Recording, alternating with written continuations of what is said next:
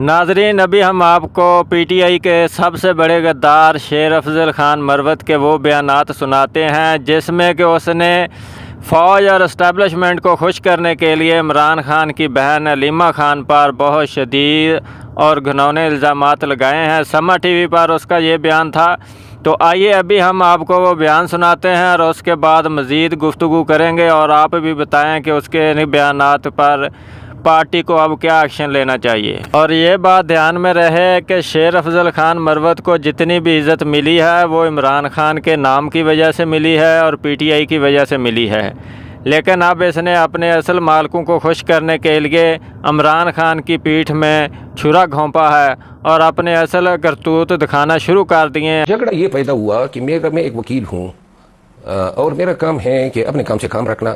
مجھ سے یہ نہیں ہو سکتا ہے کہ کوئی مجھے بلی کرے میرے ساتھ۔ محترمہ خان کی بہن ہونے کے باوجود انہوں نے کئی دفعہ جو ہے میرے ساتھ انتہائی ہارش رویہ اپنایا تاکہ مجھے ڈرا کے اپنا بنا سکے۔ اچھا، صرف اپنا بنانے کے لیے ہارش رویہ؟ ایکزیکٹلی، تاکہ اور یہ مطلب آپ کا قصور کوئی نہیں تھا سوائے اس کے کہ آپ کو اپنا بنانا تھا۔ آپ کسی اور گروپ میں؟ کسی گروپ میں نہیں تھا، کسی گروپ میں نہیں تھا، آپ کو اپنے گروپ میں لانے کے لیے آپ کے ساتھ، یہ تو فیشنزم ہوا۔ اچھا، اس کے بعد یہ کیا کرتی تھی کہ جناب علی کسی نے میرے خلاف گالم گلوچ بنا دی، کوئی ویڈیو کوئی بلاگ، تو یہ مجھے بھیجا کرتی تھی واٹس ایپ پہ خود۔